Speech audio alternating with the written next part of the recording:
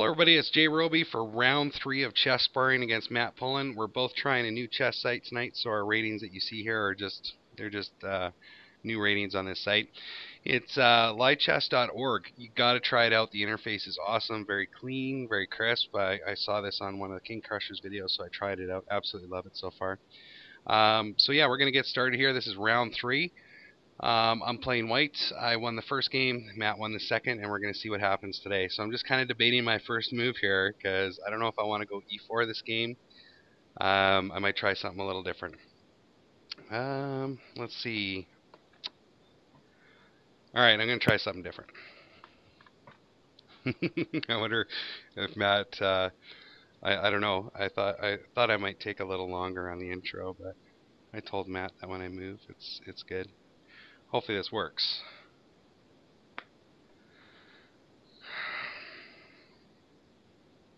Yeah, I like how his, hopefully it's working.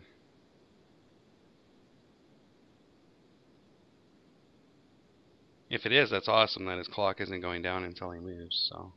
But we've been kind of sitting on the page for a while, so I'm not too sure. But I'm doing the ready opening. I'm going to get into fianchetto with a bishop on g2. And I might even do a double fianchetto tonight with a bishop on b2 as well. So I'll have to see. So he's doing that, eh? So I'm going to... We'll see what he wants to do here. I'm going to get ready to fianchetto. I'm going to try to manage my time as best as I can in the beginning here. I love the sounds of this website. If you haven't tried this site out yet, you got to try it. It's right now there's about 530 players online. It's kind of late, but there was 1,300 on earlier, so we'll see what Matt's plans are. I don't know if he's going to expect me to do a double fianchetto or not, but okay. So he's coming down with b5. So I'm going to continue on. He hasn't made an aggressive push into the center yet, so. And I've got ideas like d3, e4. So we're moving pretty quickly at the moment.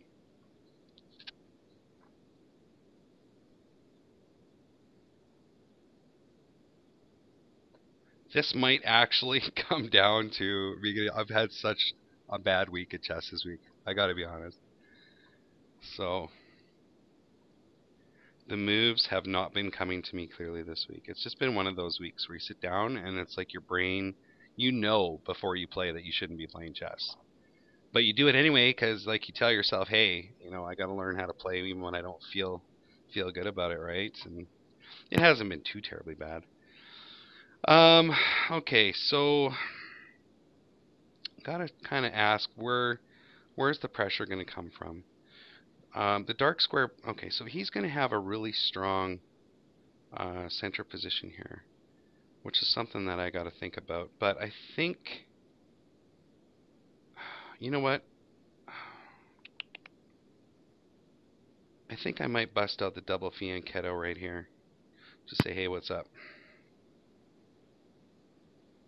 And then knight to d2.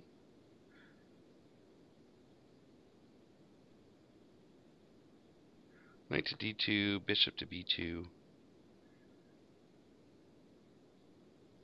And this pawn structure here kind of, I don't know, I feel like it kind of negates this kind of push here to d4 as well as b4. So, and then I've always got the option for e4 or e3 depending on how play follows.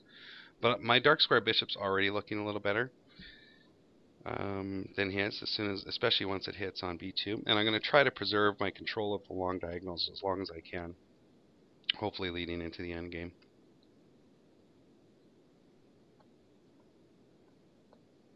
And I've got good clock management so far. That's one of the perks of the ready opening. Even the King's Indian attack is you can, you know, you can get into your structure relatively quickly. So he wants to negate my control over the long dark square diagonal. Let's see here. Push. I don't want him to get it though. Push, takes, takes, takes, takes, takes, takes. Would completely open everything up. I can't play knight. I don't think I can play knight here. Because if the pawn push will kick the knight, and I don't think I can put the knight anywhere to protect on the dark square diagonal. I could play pawn up to c3.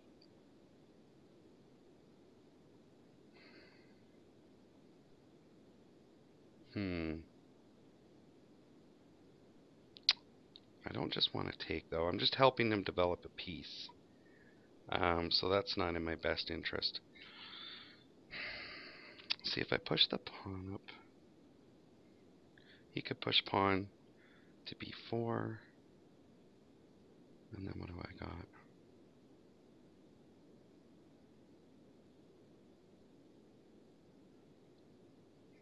You know what? I'm going to push the pawn up. I'm going to go for solid position. Knight to d2, and then maybe get the rook behind the bishop here on b1. And I'm going to make him do the capture.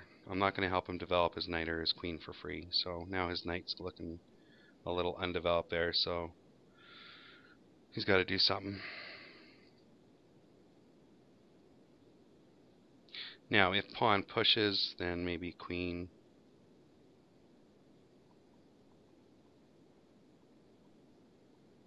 Well, if pawn pushes, then I can just wait and take with the knight, right? So I burned up a lot of clock time there. I had a better clock advantage for a while, but now it's down. So we're going to ask Matt a couple questions at the end of the video, by the way, regarding his training, since he's almost a national master in the United States Chess Federation. So hopefully I'll have some insights for you guys on, some of the things that improved on his training and things like that. His chess strength overall.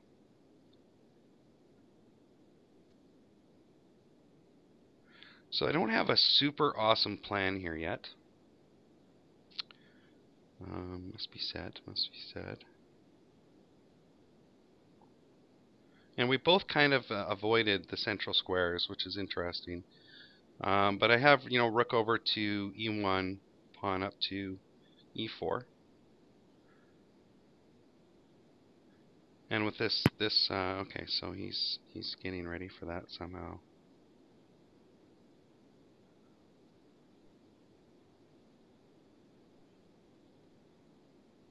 All right. Now the question is, let's see. I wonder if pushing the pawn now makes sense. Push takes. Push takes. Or do I want to initiate the knight capture? So push takes knight capture. Knight takes. Well, it doesn't really matter. The pawn's going to be there anyway.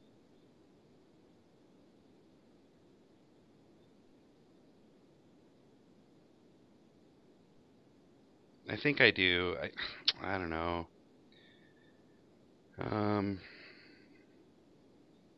Because I want this light square bishop, if I can keep that nullified. The dark square bishop's a lot harder to do that to now.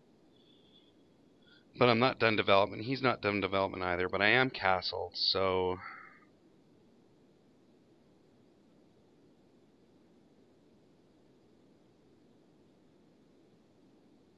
I don't want to drop a piece here, though. Alright, let's do it. Let's see what happens. Let's see what he wants to do. If he pushes the pawn to c4, I'll push my pawn up here to b4, and we'll have a lockdown queenside. His light square bishop will be quite blunted. Mine will be too, but I've got my e4 coming at some point. So I'm going to take back with knight here and see what he plays. I think I want him to use this knight here, as opposed to just the pawn.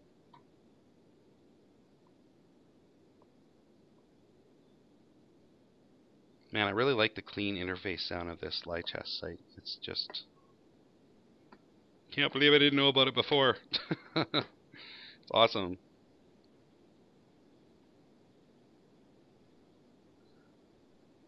I emailed the guy here that hosts it and said, you know what, this page is awesome.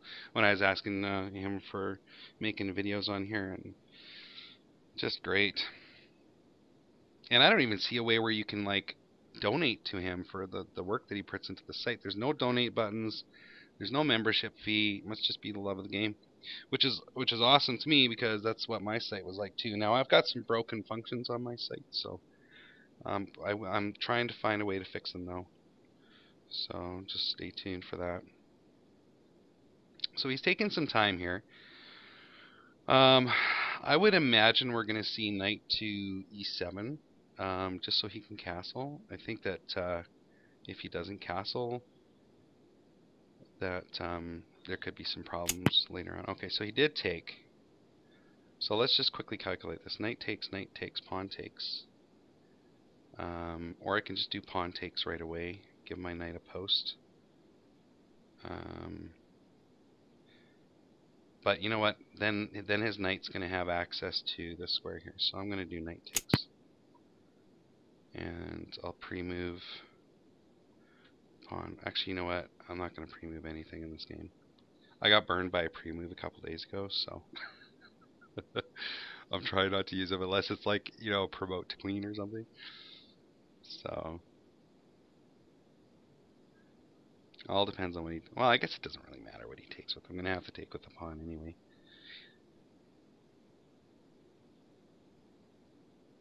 Alright, so my time is actually pretty good.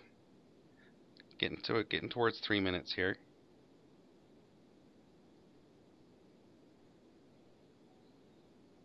Which I will have to make good use of in the endgame. Okay, so he's not taking. Now let me just do a quick check with my knight here. If I develop my knight, knight takes, pawn takes, I'm still okay.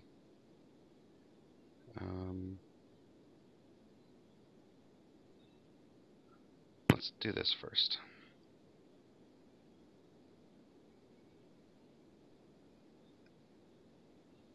I want to start to chink away at his... okay, so he wants to castle, which makes sense.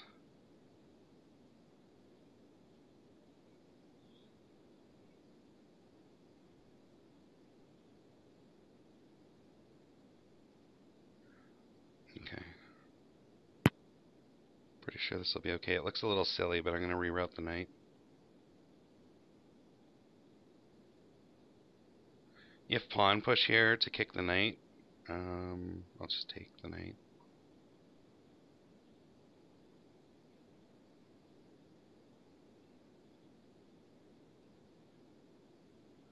So we're going solid here. I'm thinking about rook to b1 just to give this bishop a defender.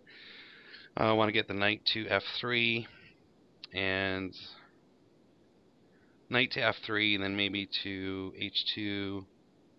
I'll have to see, and then start to begin to press an attack in the center, or maybe even queenside. I don't know. I'll have to see how play goes here.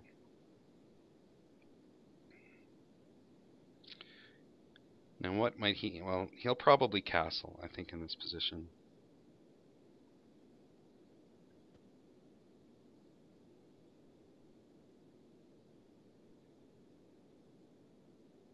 So what's my plan here, though? So after knight to f3, if pawn ever pushes, just take the knight. What's my plan of attack here, though? That's the question.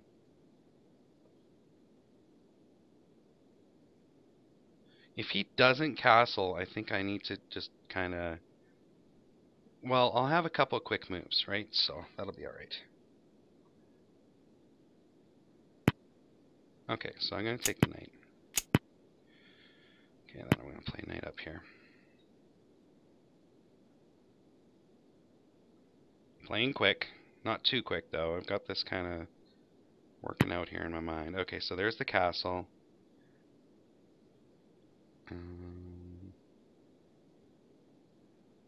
Yeah, I'm going to play rook here. Just to give this dark square bishop a defender, just in case he brings down a pawn here.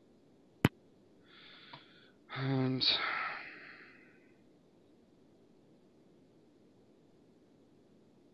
okay, what about pawn push, pawn takes, rook takes, queen takes, rook takes.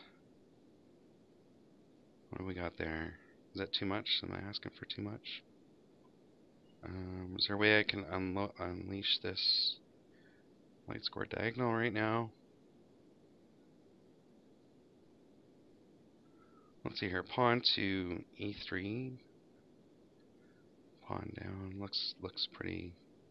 That just really messes up my light square bishop. I don't want to do that. I don't want to mess up the light square bishop.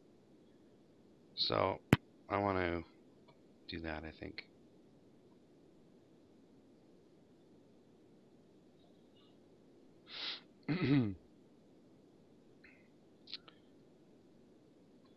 No, maybe I shouldn't have done that. I don't know.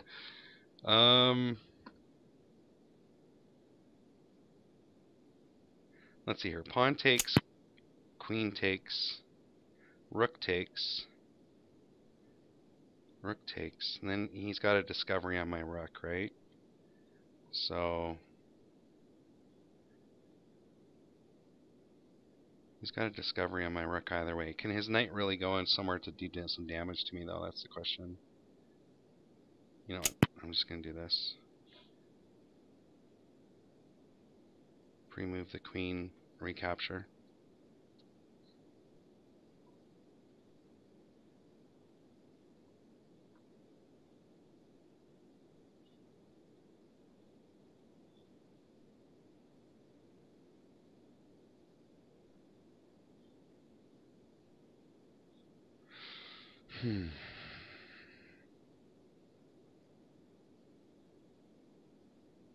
There's still lots of time left for Mr. Castle here to do a lot of damage. We're just getting to the point now where he's starting a 5-minute blitz game, so excuse my coffee drinking, by the way.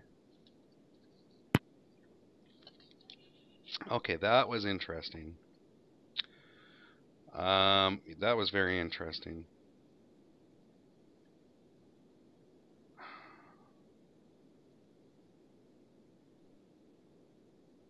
I'm going to take the queen off the table.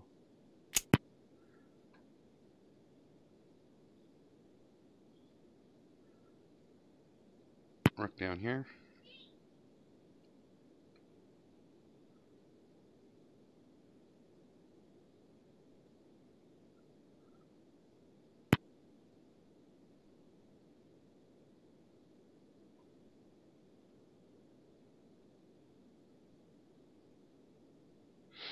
Okay.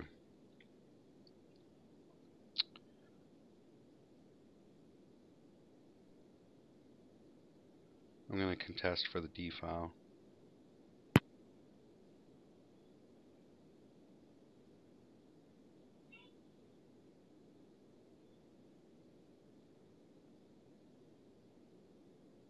Yep, pawn push knight to d4. Takes, takes, takes, takes.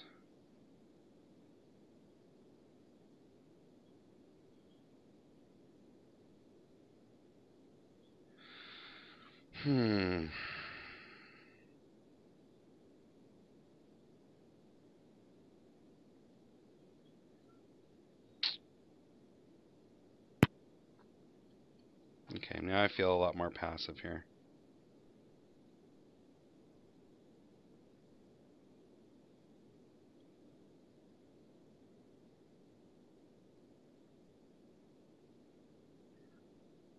But you know, I'm looking at knight to d2 here.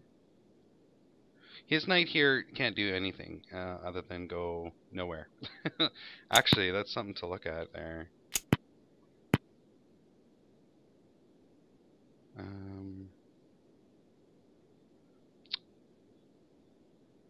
Yeah, I think I'll just fall back. I can bring my rook back to b1 now.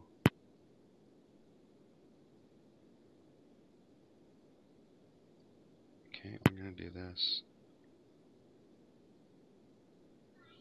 Now I can just threaten taking that pawn, so he'll probably maybe double up on it.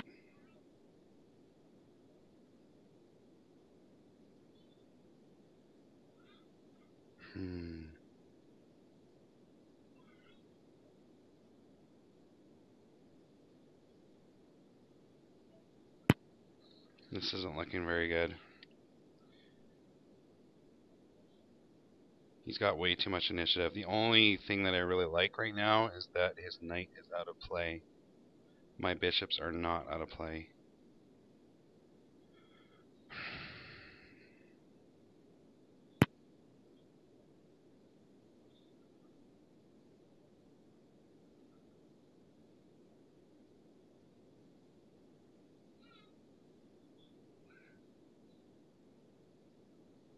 This is going to be a problem. Wait a minute. Wait a minute.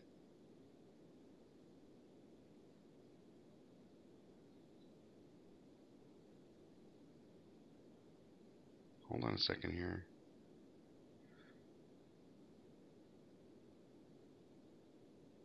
Well, I gotta take, but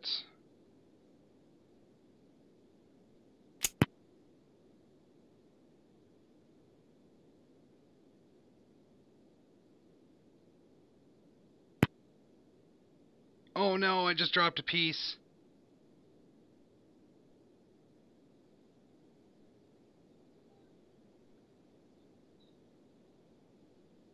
I think I just dropped my bishop.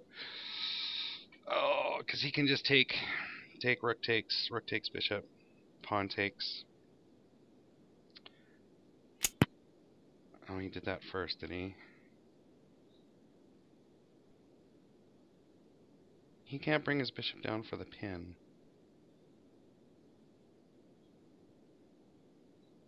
Okay, which is the better way to capture here? Take here. Takes with check. King here.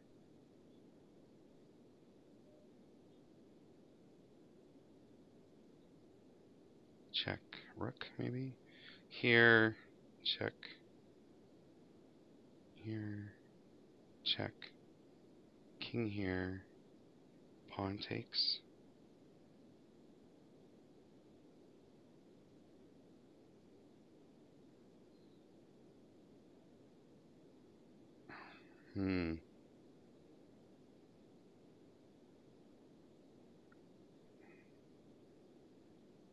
See, if I take this one first, he's going to have to defend his rook, right? Or no, hold on. Takes. King here. Bishop takes. And then I'm in trouble. So, I'm going to take this one.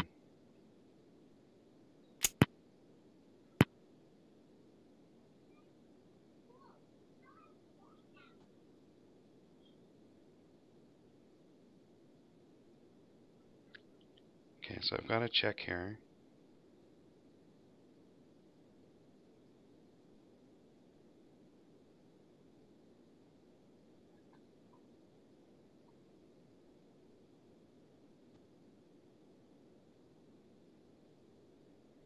Either way, I got to bring my bishop out to here.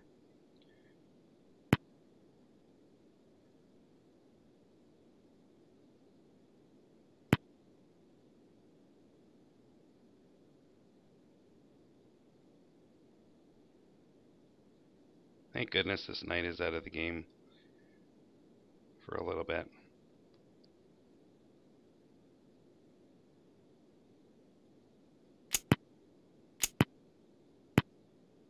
And now it's back. Now it's back.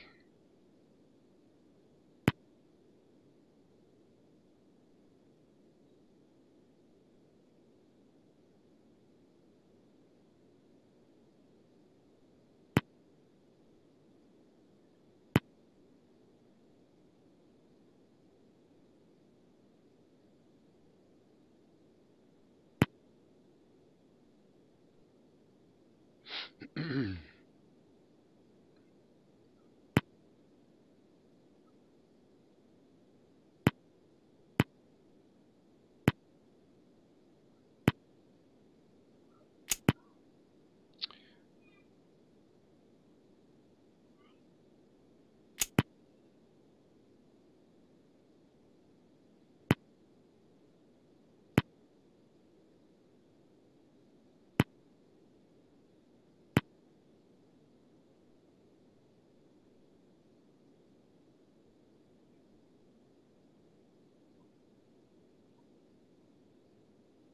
don't know. I don't know if I'm gonna get the.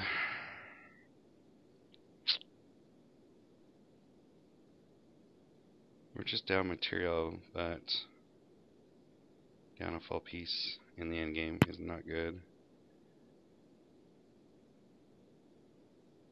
Let's do this.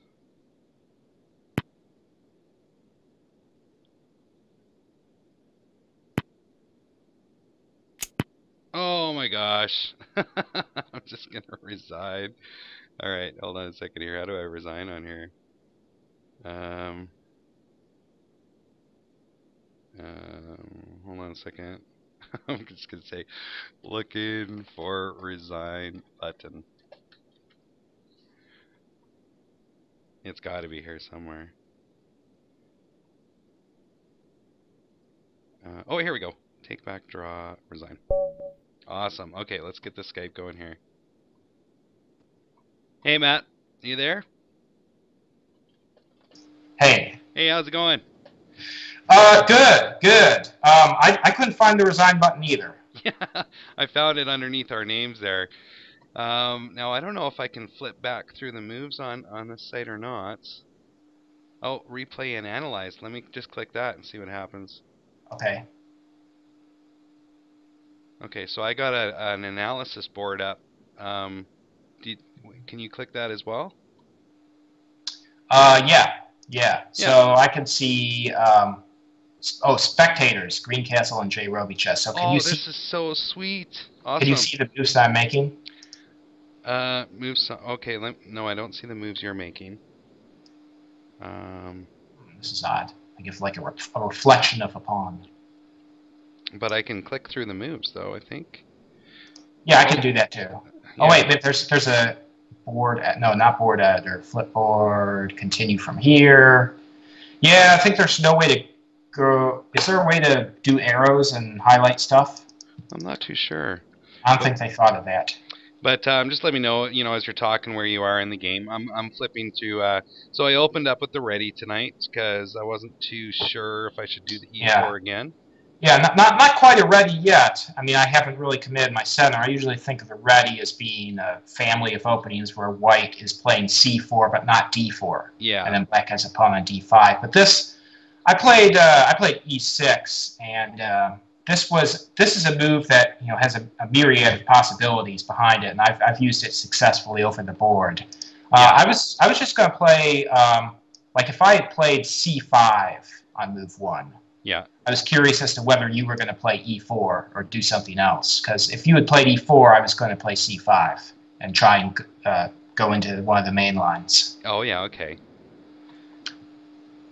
So E6.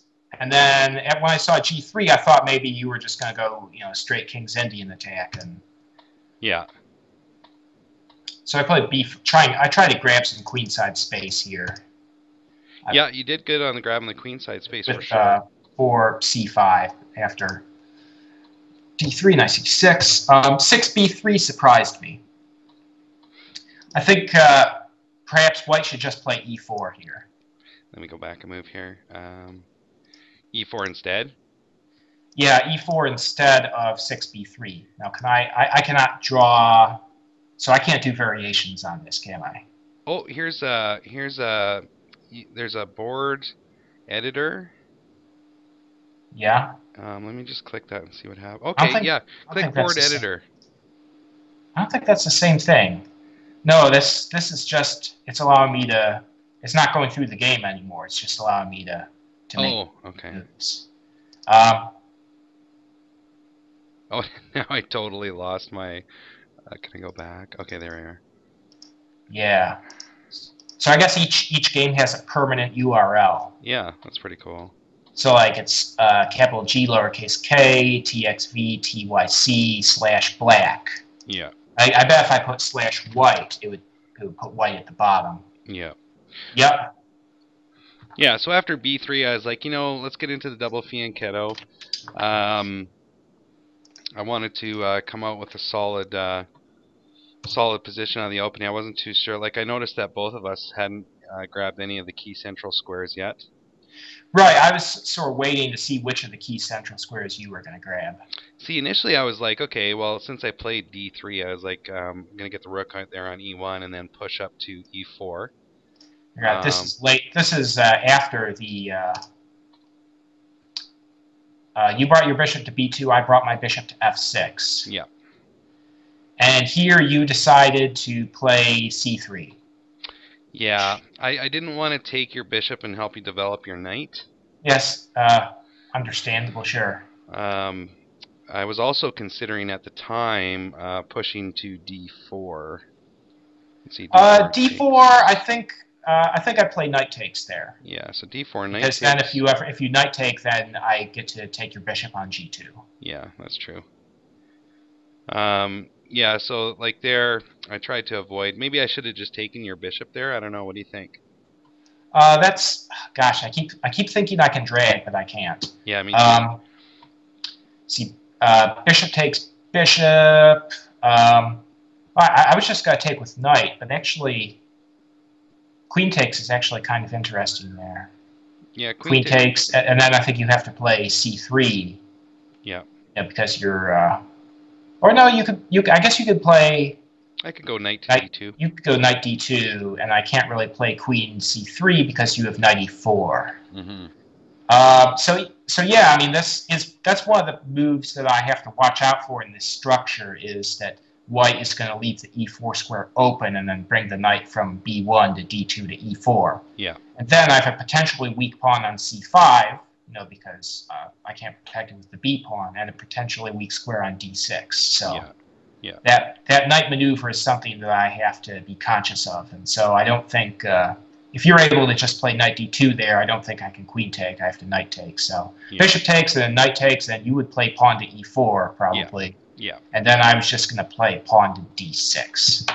But d6, and it's Sicilian with the bishops traded. Yeah. So c3, I wasn't too happy with, but I did like it in the sense that it took away the d4 and b4 square from your knight. Yeah, that's true. That's true. So I decided to play d5 just to make it more difficult for you to play pawn to e4. Yeah. And although that's not really the move that I would like to play in this position, I'd like to play knight e7. But I think then maybe you can redeploy your bishop to a3, and that would create some problems. Yeah. So d5 I think is okay, and then you play d4, and I decide to exchange my pawn. Yeah. And then here I was thinking of just playing knight takes and going for the exchange Slav structure, but then I decided just to play a6, and I was wondering if you can try and blow up my position with pawn to a4. Oh yeah, okay. That would have been the key continuation, I think, after a6. Yeah, actually, I didn't even think about pawn to a4 and that. Yeah, because Black's queen side, I've sort of been a little dishonest, by taking the queen side so quickly. And a lot of the times, Black's pawns are, can be vulnerable, especially when my bishop is not on the f8 diagonal. Yeah. So yeah, just the b5 move combined with the bishop e7, bishop f6 maybe creates that liability there. Yeah. So I was happy when I saw rook e1 because even if you're going to play e4, I can just take and liquidate. Yeah. So knight e7, and d2, and then here I decide to play e5. And then knight takes c6. I was thinking of bishop takes c6 because my bishop is now not so well placed on b7. Yeah. Actually, then that was one of my goals. Was I was trying to create such a structure in the center where at least I can blunt the light square bishop, because I knew that Mhm. your dark square bishop was going to be a little bit better once you pushed either to e4 or we had some trades or whatever. Mhm. So that's why I played the. So I took back with knight because if I take with bishop, I think you're able to play e4, Yeah. and then I would really like to meet e4 with d4, but I can't really do that with my king is in the center and I don't have knight control over d4. So Yeah. I played knight takes. So if you're going to play e4, which is what all your pieces are looking behind, then I was going to push past with d4. Yeah. But you played knight f3, which is different, obviously. Then castles, rook ab1, which was a good move, I thought, because again, you're possibly getting ready to play a4, Yeah. and I can't. If I take it, then your rook is then opposite my bishop. Yeah. So I played rook fe8, just sort of a useful move, waiting, and then you played e4. So here, I think I chose the wrong plan. Uh, I certainly think that black should take here. But Yeah. then I I think couldn't so find too. a good discovery here. Now I maneuvered my knight to g6, thinking that I was going to be able to play e4 and then knight e5, but Yeah. that never really materialized, and the knight was just very awkwardly placed on Yeah. I didn't g6. see any So discovery there either, so I knew my rook was okay there temporarily on yeah. e4. Perhaps it would have been better to go knight a5 here, just to keep the knight on the queen side. You mean after the rook capture? Yeah, after you played rook captures e4, knight a5 instead of knight e7. Yeah, I think that would have been better too, because once you got your knight onto g6, I was quite happy knowing that it couldn't really do anything. So even when I went down a piece initially, I was like, well, I was like, your knight was perched there on g6 for quite a while, right? So yeah, Yeah. I think your a5 knight would have been definitely stronger. I don't know if I should have done the queen trade here or not. Let me just see here. All right. Well, you have to. If you don't do that, you got to move your rook. Yeah, so I think that's why I had to do it. So I just took the queen, brought the rook back. I mean, if you just move your rook somewhere like rook e1, Yeah, then I probably play queen c7 and then rook a d8, and you have to move your queen somewhere anyway. yeah. So I guess is not bad to take on d8. So we trade the queens off. I bring the rook back to e1, and then you play knight to g6. Yeah. Again, maybe I want just any square but g6. Yeah, yeah, Perhaps even I want to keep the light square diagonal open. yeah. Uh, See, if I play e4 here, like if I push to e4 instead of knight g6,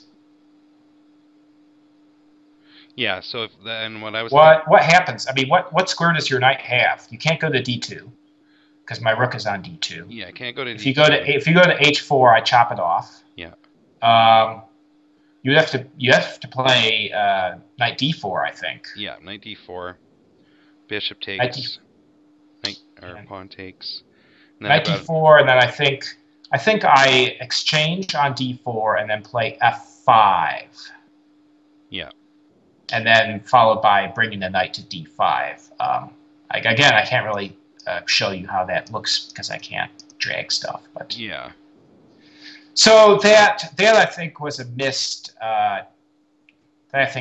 chance here to really start to press in yeah. this I thought, position. like, I mean, I was not bummed out at all to see knight to g6, because I felt that it, Mhm. at the time I was like, I think I even said when I was playing that if I could try to maintain the bishop's influence on the center. See, the dark square bishop was always a problem for me right from the beginning because of the pawn to Yeah. c3, and that Mhm. was unfortunate. I think if that would have been opened up earlier for me, I think it would have been a better position. But when you went knight to g6 and then I went rook to d1, Yeah. I was basically thinking getting another attacker on the d4 square for when the knight does get there. Yeah. Um, but let's see here. You brought your light square bishop down. I thought that was a really good move. Bishop Yeah, to I d4. want to force your rook to move to a different square, and Yeah. and perhaps I was trying to get access to d2. That is the whole point Yeah. of my play here.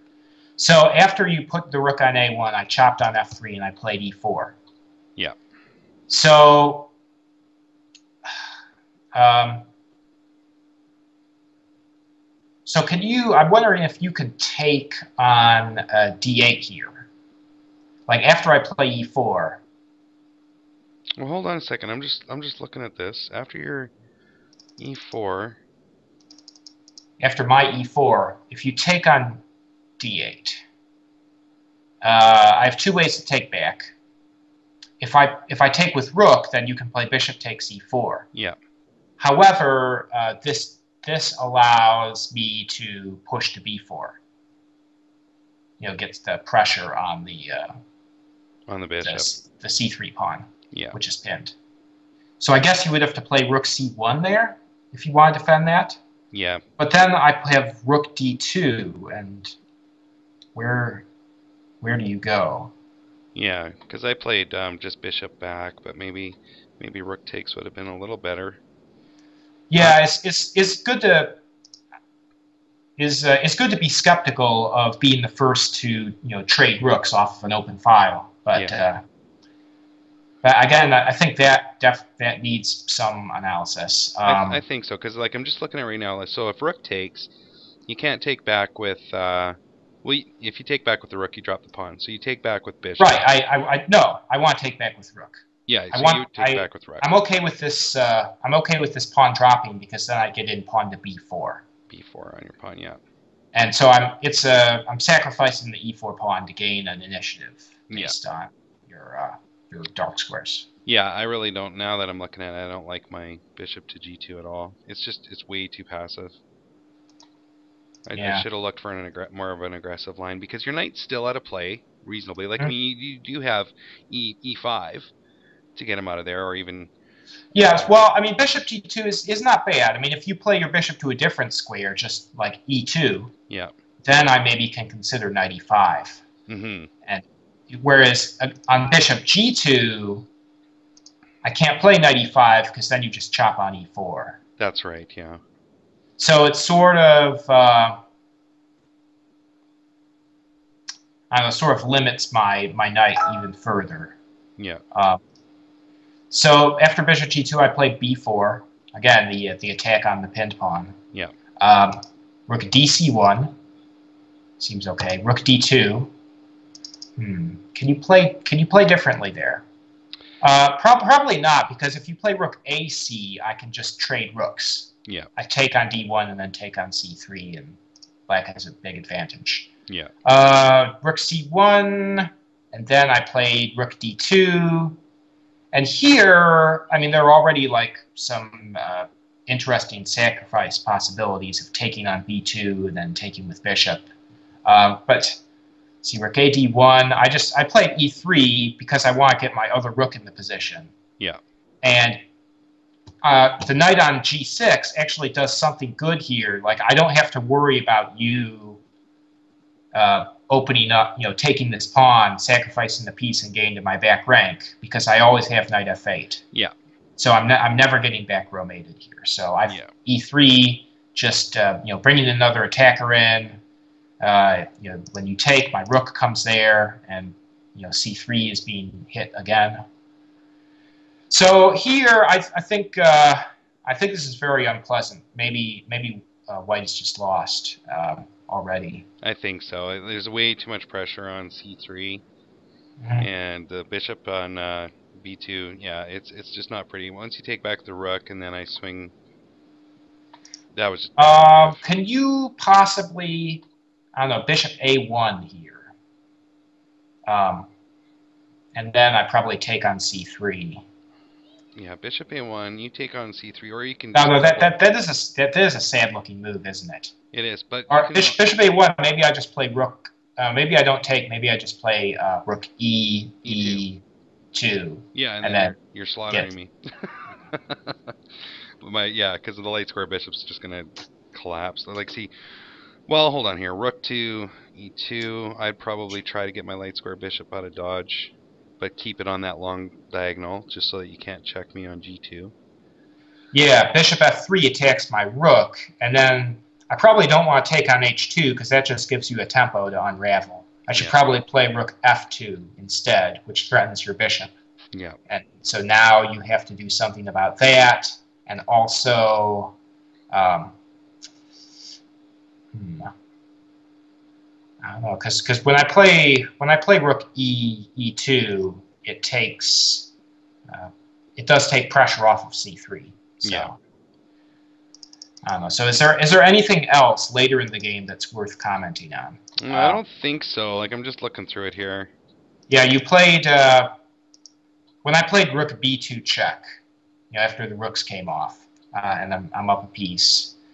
I don't know. You played rook e2, but if you don't do that, I think I just pushed c2. Yeah. And then. Yeah, it's over. So here it's just me being up a piece. Yeah, it was good, and then I just totally blundered away the bishop there on. Yeah, I think you had to take on f7. I did a minor screw up here, and Yeah, when you and I just missed that completely. bishop f8. But I mean, the f7 pawn is not that important. I should be able to win with the extra piece here. Yeah, no, that was good. So yeah, it was a good game, and I enjoyed doing this series. Maybe sometime in the future, after a little bit more training, we can do another set of 3. So let's see, you won once with white and once with black, and I won once with white. So 2-1. So we definitely came out the better on this end of things. Now I wanted to ask you those questions that we had talked about earlier. Sure. For the viewers here. So like, how long? Like, just so you guys know. Greencastle is U.S. chess expert right now. He's on the verge of becoming a national master at some point, and maybe even in the near future. He can maybe talk a little bit about that. But how long have you been playing chess for? Oh gosh. Let's see. I started the year before high school. So let's see. I graduated high school in 2000. So let's just say 1995 sometime. Okay, so you've been playing for about what, 18 years? Yeah. Something like that.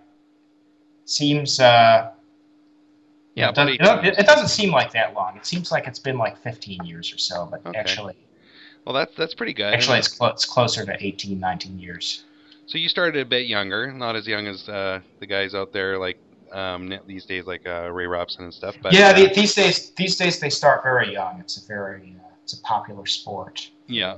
Now, in your opinion, what was the biggest contribution along the way to your chess strength? Like, what training did you notice really helped along the way on your own personal development journey? Gosh, that would depend on the point in my my chess career that we're talking about. Like at one point it helped me to just look at a bunch of master games. Yeah. Just sort of like out of a magazine. Now, would you focus on the ones where you were playing the openings? Like, would you focus on master games of No, I just any high level game that I could get my hands on, I would just go through the moves and look for patterns and such. And yeah, it's become a lot. I mean, I would just do it like on an actual chessboard, with a magazine in front of me. But it's with today's technology, it's a lot faster. You can actually go through like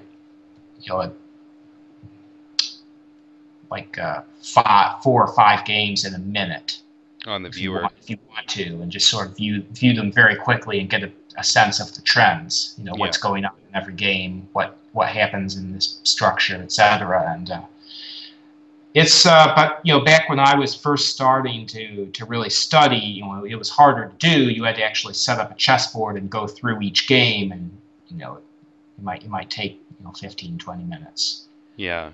So you started out looking at some master games, then kind of Yeah, how did you evolve? I was a big fan in high school. I was a big fan of Nimzovich Ready, the hypermodern systems. Okay. But later on, I started to appreciate the value of mainline openings and memorizing opening theory, and really trying to be on top of the lines that the 2600s, 2700s are playing. Yeah. And once you learn, once you try and get into those openings, what you'll find is that people start avoiding the mainline theory. Yeah. Like if you get familiar with one of the openings that I'm playing now is the Najdorf Sicilian, and if you get familiar with the variations of the Najdorf Sicilian, through move 10 or 12 or so, and then you try and practice them on online opponents, you'll find that most of your online opponents are going to be getting out of book at move 7 or 8. I saw an article today. It wasn't an article. It was I think it was a tweet on Twitter from I think his name's Dan Heisman. I think that he's a fairly famous coach in the States there. And yeah, I've heard of him. He's a Philly tutor. Yeah, and he makes a lot of videos, and he does personal instruction and charges absurd amount, like $80-90 an hour or something. Yeah, too much for my blood, but but he said on his Twitter, he said that it's not uncommon for chess players to own 20, 30, 40 books, and in their own openings they don't know what to do after move 4 because they don't really study the opening. They just kind of they don't memorize the opening lines. Mm-hmm. It's almost like they, and he said that's a problem. He said if you're that type of player where by move 4 you're just kind of playing the position, I think is what he was getting at, is that there's an issue with that, especially if you have so many chess books. So that's definitely good to look at your openings. Yeah, I have a lot of chess books. I don't read all of them. I had a lot too before the flood, and I read most of them. The ones that I probably did the most were on my favorite openings, I guess. Yeah. But so after that, would you say that now you're primarily focusing on opening lines going to your national? Yeah, that's going to be one of my main areas of improvement. I want to really explore the mainline openings and be able to challenge players, in those areas, and be able to really get the best objective position possible out of the opening stages of the game, as opposed to just sort of learning a structure and going for that structure every time. Yeah. And trying to get a position that's familiar but not necessarily objectively good. And some players play like that. Yeah. But in order to actually try to improve, you have to actually tackle the hard stuff. Yeah. And make no mistake, the Najdorf Sicilian is I'm finding it is a very difficult opening. There's a lot of ways to lose quickly. I actually had a subscriber tell me to drop my Sicilian because at my level, so I've been playing since 2007, took a couple years off, so I've been playing, when I was away from YouTube for 2 years, I just played Blitz primarily, didn't do any really studying at all.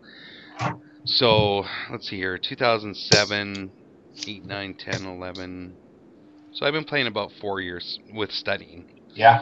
And I think the subscriber said that the Sicilian wasn't the defense to use at that kind of where I'm at right now at my development. They were saying that it's maybe a little bit too advanced to at my current level. So I've been thinking of going to E4, E5. That's also a good idea. Yeah. So I'm not sure if you noticed any kind of correlation between your playing strength over the years and the openings that you used or not, but yeah, I found that that actually went up when I started playing E4, E5. I mean, I did lose quite a lot of games because, again, E4, E5, it's very you get into some very contentious situations early. Yeah. but I found it to be quite rewarding to study those positions and get used to playing them. Now, did you used to be a King's Indian attack player? Oh, I've played all. I've openings are just tools. You don't really use them as part of your chess identity. I mean, I've played more or less everything that has a name. Because I'm trying to remember, when I first started watching your videos back in '07. I mean, I used to play knight f3, but I wouldn't necessarily play the King's Indian attack. Yeah, okay. Because playing just knight f3, g3, bishop g2 against everything, that gets to be kind of lame after a while. Yeah. That's why I've usually e4 all day, every day. Yes. That's I actually preferred the lines where white is playing c4, and actually after a slight delay playing the move d4. Yeah. So it's knight f3 can really be used. Like, I don't know if you're familiar with Kramnik's repertoire. He plays knight f3, and his goal is not to play the King's Indian attack or the ready. It's just a way of getting into mainline openings while avoiding others. Yeah. Like Kramnik will play knight f3, and then if you play d4, if you play d5, he'll play d4. Yeah. And then c4, and it'll be a queen pawn opening. If you play knight f6, he'll play c4. Yeah. And then g3, bishop g2, and after an eventual d4, it becomes un-English, or whatever black is playing into. But the lack of putting the pawns on d4 and c4 takes away certain black defenses, like the Nimzo Indian, or the Grunfeld. And you used to do the English too, didn't you? Oh yeah, I played c4 consistently for quite some time, and the main difference is you're allowing black to play e5. Yeah. The c4 e5, and it's a family of openings that you have to know. And you did I remember your Stonewall video from a long time ago.